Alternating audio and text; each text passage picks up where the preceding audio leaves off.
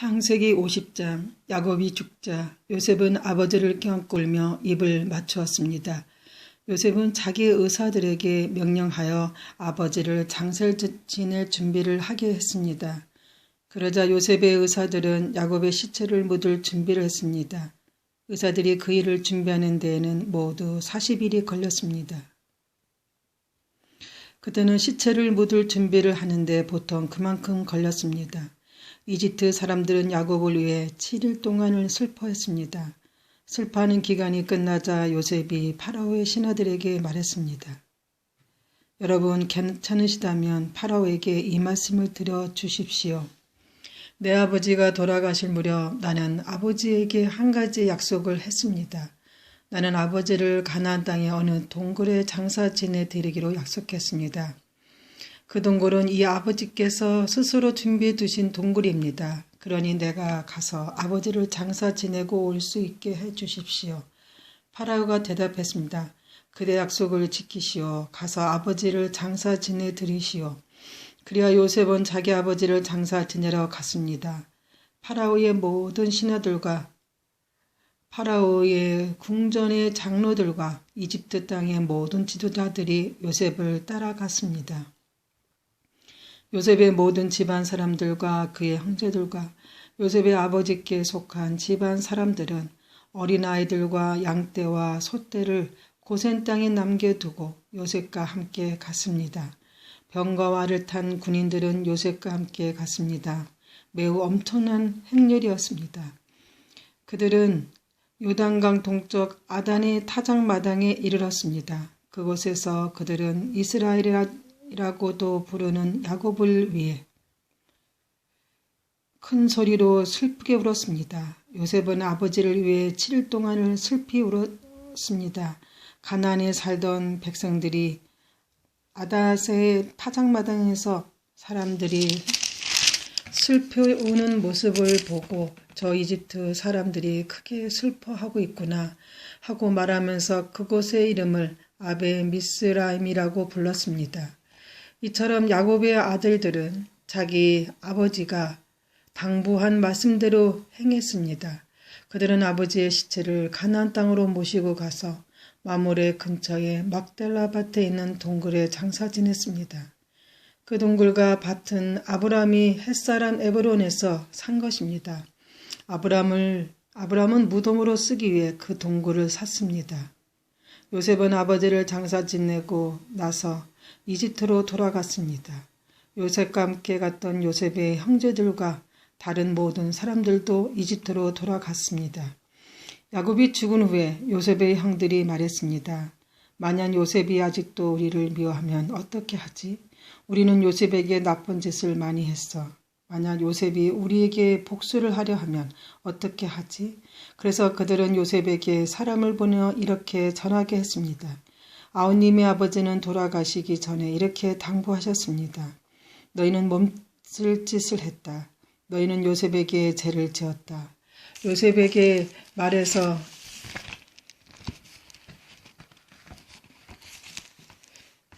형들을 용서해달라고 말하여 하라. 그러니 요셉이여 제발 우리의 잘못을 용서해 주십시오. 우리는 아우님 아버지의 하나님의 종입니다. 요셉은 이 말을 전해 듣고 울었습니다. 요셉의 형들이 요셉을 찾아가서 요셉에게 절을 하며 말했습니다. 우리는 아우님의 종입니다. 그 말을 듣고 요셉이 형들에게 말했습니다. 두려워하지 마십시오. 하나님만이 하실 수 있는 일을 내가 어떻게 하겠습니까? 형님들은 나를 해치려 했지만 하나님께서는 형님의 악을 선으로 바꾸셨습니다. 그래서 오히려 많은 사람들의 생명을 구할 수 있었습니다. 그러니 두려워하지 마십시오. 내가 형님들과 형님들의 아이들을 돌봐드리겠습니다. 이처럼 요셉은 형들을 안심시키고 형들에게 따뜻한 말을 해주었습니다.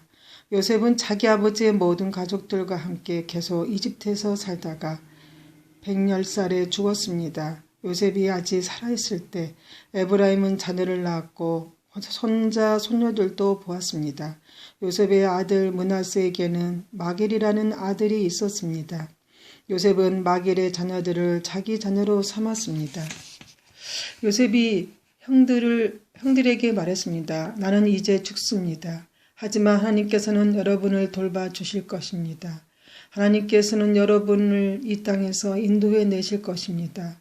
하나님께서는 아브라함과 이삭과 야곱에게 약속하신 땅으로 여러분을 인도하실 것입니다. 그리고 나서 요셉은 이스라엘의 아들들에게 약속을 하게 했습니다. 형님들이 이집트에서 나가실 때 내 뼈도 옮겨 가겠다고 약속해 주십시오. 요셉은 16살에 죽었습니다. 106살에 죽었습니다. 의사들이 요셉을 장사 지낼 준비를 한 뒤에 이집트에서 요셉의 시체를 관에 넣었습니다. 출애굽기 1장. 야곱과 함께 가족을 데리고 이집트로 내려간 이스라엘의 아들들의 이름은 루벤, 시몬, 레위, 유다, 이사가, 스볼론, 베냐민, 단, 납달리, 갓, 아셀입니다. 야곱의 자손은 모두 70명이었습니다. 야곱의 아들 요셉은 이미 이집트에 가 있었습니다.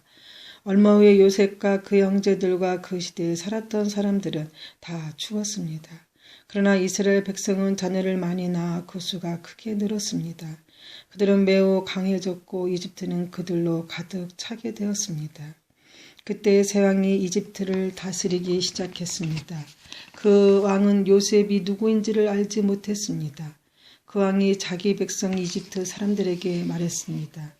이스라엘 백성이 너무 많아서 그들은 우리보다도 강해졌다.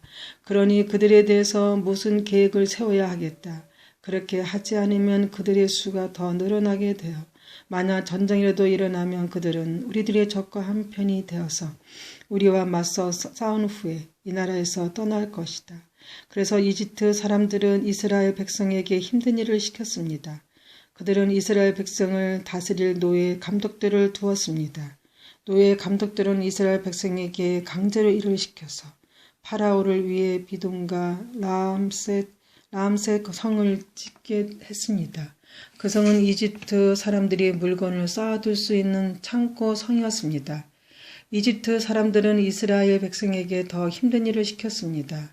그래도 이스라엘 백성의 수가 더 늘어났습니다. 그러자 이집트 사람들은 이스라엘 백성을 더욱 두려워하여 이스라엘 백성에게 더욱더 고된 일을 시키고 그들을 괴롭혔습니다. 이집트 사람들이 이스라엘 백성에게 힘든 노동 곧 흙 이기기와 벽돌 굽기와 힘겨운 밭일을 시켰기 때문에 이스라엘 백성들의 일은 더욱 힘들게 되었습니다. 시프라와 부하라고 하는 히브리 산파들이 있었습니다. 이 산파들은 히브리 여자들이 아기 낳는 것을 도와주는 일을 했습니다. 이집트 왕이 이 산파들에게 말했습니다. 히브리 여자들이 아기 낳는 것을 도와주다가 분만대 위에서 잘 살펴보고 만약 아기가 딸이면 그 아기를 살려주고 아들이면 죽여버려라. 하지만 그 산파들은 하나님을 두려워하는 사람들이었습니다. 그래서 그 산파들은 왕이 명령한 대로 하지 않았습니다. 그의 남자아이들도 다 살려주었습니다. 그러자 이집트 왕이 산파들을 불러서 말했습니다. 왜 이렇게 하였는가? 어째 남자아이들을 살려두었느냐? 산파들이 파라오에게 말했습니다. 히브리 여자들은 이집트 여자들보다도 훨씬 튼튼합니다. 그래서 히브리 여자들은 우리가 도착하기 전에 아기를 낳아버립니다. 하나님께서는 산파들에게 은혜를 베풀어 주셨습니다. 이스라엘 백성은 계속해서 수가 늘어났습니다. 그리고 그들은 더 강해졌습니다.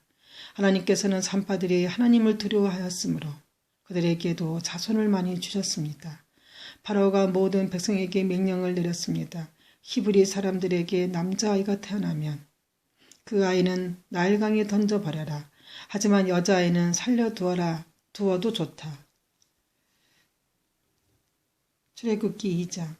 레위 집안의 한 사람이 레위 집안의 어떤 여자를 아내로 맞아 들였습니다. 그 여자가 임신하여 아들을 낳았습니다. 여자는 그 아이가 너무 잘생겨서 3달 동안 숨겨두었습니다.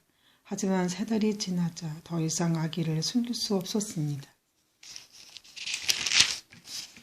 그래서 여자들은 파비루스 상자를 가져다가 역청과 나무잔을 칠해서 물에 뜰을 수 있게 만들었습니다. 그런 다음에 아기를 그 상자에 넣고 상자를 나일강가의 큰 풀들 사이에 두었습니다. 아기의 누이가 얼마쯤 떨어진 곳에서 그 아이에게 무슨 일이 생길까봐 지켜보고 있었습니다. 그때 파라오의 딸이 목욕을 하려고 강으로 나왔습니다. 공주의 몸종들은 강가를 거닐고 있었습니다. 공주가 큰 풀들 사이에 있는 그 상자를 보고는 몸종을 시켜 그 상자를 가져오게 했습니다. 공주가 상자를 열어보니 거기에는 남자아이가 울고 있었습니다. 공주는 우는 아이를 보자 불쌍한 생각이 들었습니다. 그래서 공주가 말했습니다. 이 아이는 틀림없이 히브리 사람의 아기일 거야. 그때 아기의 누이가 나가서 공주에게 물었습니다. 제가 가서 이 아이에게 젖을 먹일 히브리 여자를 구해올까요? 공주가 말했습니다. 그래, 그렇게 하여라. 그래서 아이의 누이가 가서 아이의 어머니를 데리고 왔습니다.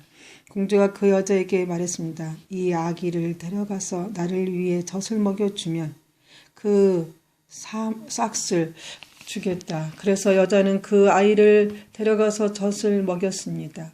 아이가 자라나자 여자는 아이를 공주에게 데리고 갔습니다. 공주는 아이를 자기 아들로 삼았습니다. 공주는 그 아이를 물에서 건져내었다 해서 그 아이 이름을 모세라고 지었습니다.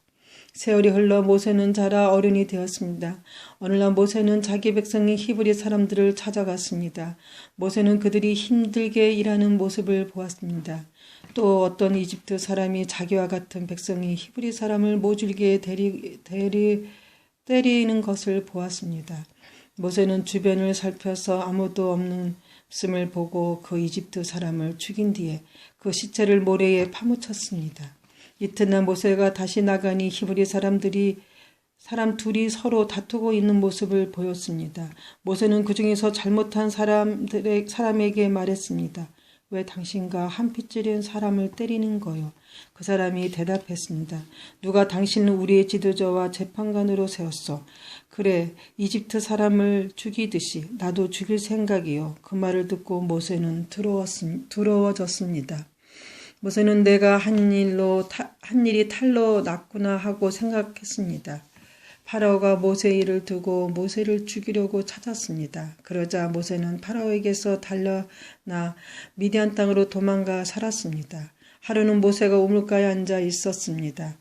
미디안에 7달을 둔 제사장이 있었습니다. 그의 딸들이 아버지 양떼에게 물을 먹이려고 그 우물로 왔습니다. 딸들은 양떼에게 먹일 물을 구유에 채우고 있었습니다. 그런데 어떤 목자들이 와서 여자들을 쫓아냈습니다. 그러자 모세가 여자들을 도와 양떼에게 물을 먹여 주었습니다. 여자들이 아버지 루엘에게 돌아왔습니다. 루엘이 딸들에게 물었습니다. 오늘은 어떻게 이렇게 일찍 돌아왔느냐? 여자들이 대답했습니다. 목자들이 우리를 쫓아냈지만 어떤 이집트 사람이 우리를 지켜주었습니다. 그 사람은 물을 길어서 양떼에게 먹여주기도 했습니다. 루엘이 딸들에게 물었습니다. 그 사람은 어디에 있느냐? 왜 그 사람을 그냥 두고 왔느냐? 그 사람을 불러서 음식을 대접하도록 하라. 모세는 루엘의 집에서 사는 것을 좋아했습니다.